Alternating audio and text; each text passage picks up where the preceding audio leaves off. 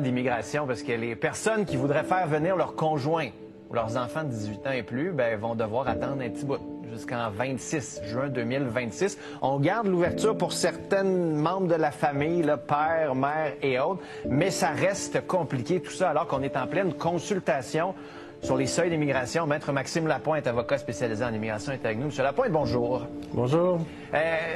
Expliquez-nous, là, Monsieur Lapointe, qu'est-ce qui se passe au gouvernement du Québec, là?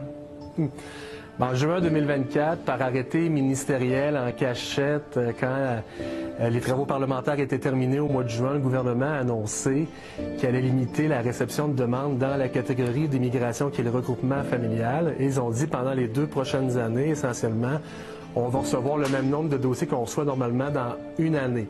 Donc, on savait qu'il allait avoir le quota qui allait se remplir dans la prochaine année. Donc, c'est arrivé hier. Ça ressemble un peu à l'élection partielle dans Arthabasca. Des choses sont annoncées l'été un peu en cachette. Donc là, hier, on a annoncé que le quota, le fameux quota de 10 000 dossiers est plein. Donc, il y a 3 étapes dans un parrainage. L'étape 1, c'est par le Canada. C'est l'admissibilité du parrain. Vous n'êtes pas en faillite, vous n'êtes pas en prison. Ensuite, on va à l'étape 2, qui est le Québec. Et le Québec lui va donner un certificat de sélection. Et l'étape 3, c'est l'examen de la santé et la sécurité par Immigration Canada. Donc, essentiellement, le Québec est entre 2 étapes fédérales.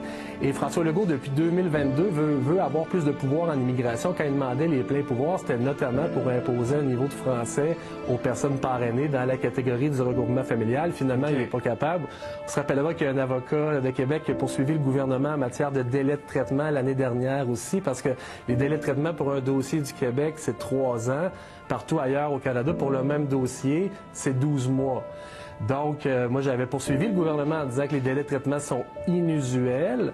Le ministre d'Immigration du Canada, à ce moment-là, a dit « Nous allons accélérer le traitement des dossiers. On ne va pas écouter Québec qui nous demande de traiter 10 000 dossiers par année quand il y en a 30 000 dans la machine, ce qui crée les délais de traitement. » Et Christine Fréchette, l'ancienne ministre à l'époque, a dit que c'était un affront à la compétence du Québec. Donc là, le fédéral a dit au Québec, si vous voulez contingenter, eh bien, contingenter dans la section que vous contrôlez. Et c'est ça, ce fameux décret-là. Oui, sauf que moi, ce que j'ai de la difficulté à comprendre, c'est qu'on arrête pour les conjoints ou conjointes, pour les enfants de 18 ans et plus, mais on garde pour les parents, grands-parents. Fait que... un conjoint, c'est plus facile à accueillir qu'il y a des parents. Hein? Oui, mais on va pouvoir aussi, exemple, parrainer un enfant mineur. Donc, il y a certaines petites exceptions. Mais disons, le gros morceau, c'est les conjointes. Puis ce qu'il faut comprendre, c'est de la politique, là. François Legault dit 50 000 immigrants plus 1, c'est suicidaire, même si on en a accepté 68 000 l'année dernière. Okay?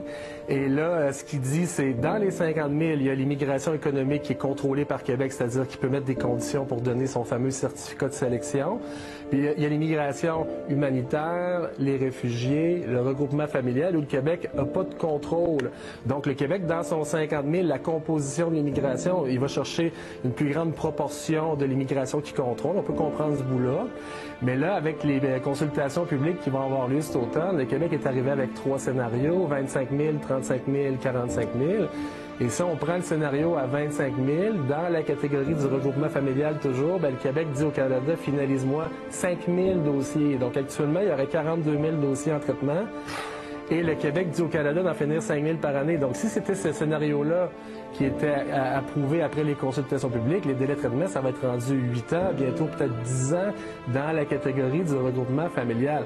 Donc, il y a un peu d'incompréhension là-dedans. On fait de la petite politique sur le dos de cette catégorie-là, mais dans les consultations publiques, je vais faire un mémoire, je vais avoir des recommandations, mais ma première, ça va quand même être de faire un peu l'audit des 5 dernières années, voir le taux de survie des couples, parce que c'est pas vrai que c'est toutes des belles histoires d'amour. Il y a des gens qui se laissent en cours de processus. Nous, on le voit dans le bureau. Des fois, on est même en train de monter le dossier, puis les gens nous demandent de le faire fermer. Là. Donc, là-dessus, les dossiers qui ont été fermés parce que les délais de traitement sont trop longs, puis les gens se laissent, bien, si on pouvait au moins réutiliser le certificat de sélection du Québec, puis l'ordonner à une autre famille, ça donnerait déjà un petit peu d'oxygène dans cette catégorie-là qui est mise à mal. Puis juste en terminant rapidement, il y a combien de ces gens-là qui sont déjà ici? Mais c'est toujours ça la question. Quand on parle d'immigrants, dans la tête des gens, ils sont ailleurs, puis c'est du monde qui arrive, puis là, c'est des nouveaux logements. Mais à quel point de ces conjoints-là ou de ces enfants-là vivent déjà ici?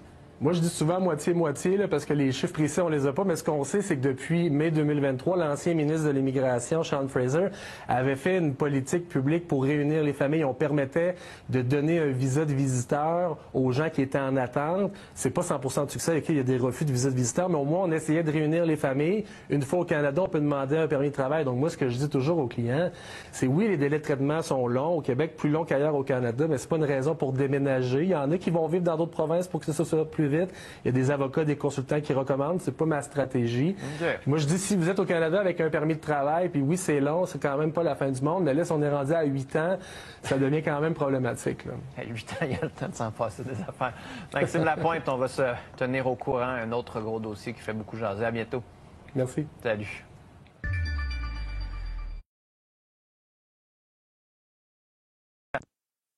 Tu veux que les familles soient enfin réunies? Tu veux qu'on recommence à émettre les CSQ? Bonne nouvelle. Tu peux commenter officiellement auprès de l'Assemblée nationale. On t'a préparé un modèle simple et tu as jusqu'au 15 août. Tous les liens sont dans la bio et dans les codes QR.